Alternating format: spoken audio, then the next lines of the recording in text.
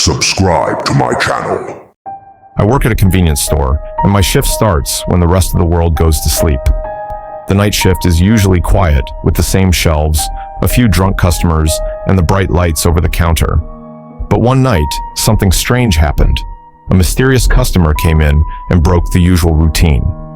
It was late at night, right at 3 a.m., when I first saw him. I remember the wind chime at the door making a small sound as a cold breeze blew in. I looked up and saw a man. He was wearing old, worn-out clothes, the kind you might see in an old movie. The colors of his clothes had faded, and they looked dusty.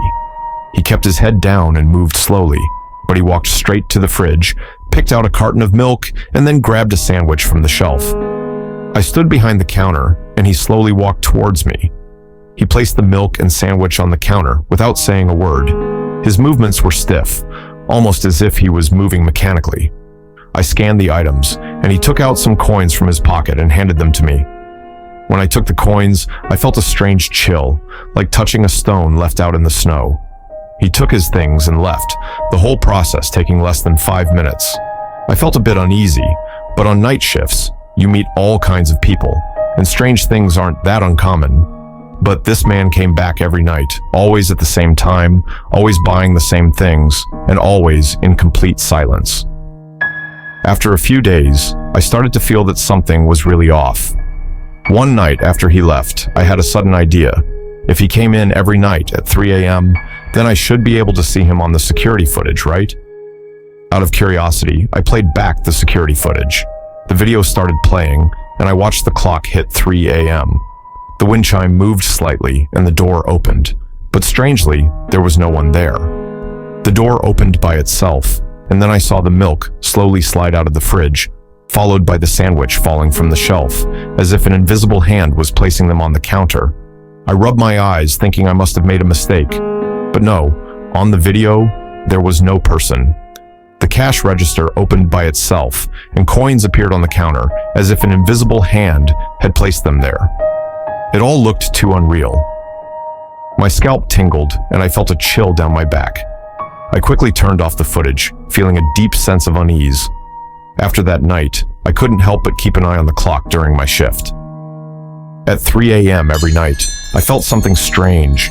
Time seemed to slow down, and sometimes I even saw the second hand on the clock tick backward, as if it was trying to fight against some unseen force.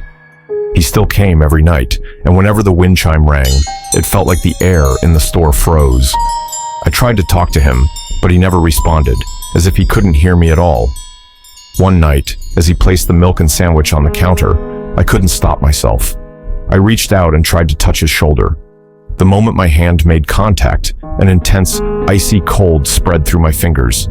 I quickly pulled my hand back. It didn't feel like I had touched a person. It felt more like I had reached into a cold mist. I knew this wasn't normal. My instincts told me that this customer wasn't from our world. I started digging into the history of the area, looking through old newspapers and records, trying to understand what had happened here. After doing some research, I discovered that many years ago, there had been a major fire in this area. The fire destroyed an entire residential building, and many residents lost their lives. My eyes were drawn to an old black and white photograph. It showed a man in familiar old clothes, standing in front of a building. He was one of the victims of the fire. According to the report, he had been rushing to a nearby convenience store to buy milk and a sandwich for his blind daughter, but never made it back. My heart sank. I realized that the man I saw every night was the same person from the fire. His daughter had disappeared in the fire, and no one ever found her. Maybe she was still waiting for her father to return with the milk and sandwich.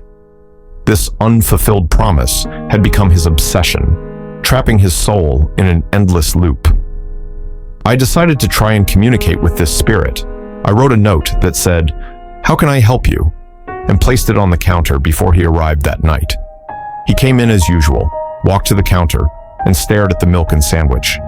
He seemed to hesitate for a moment, then slowly lifted his head. His face was worn and tired, still full of the sadness of the past. He silently looked at me for a while, then reached into his pocket and pulled out a faded photograph of a smiling little girl. He placed the photo on the counter and turned to leave.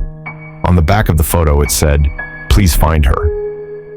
I realized that to free this spirit, I needed to help him fulfill his last promise.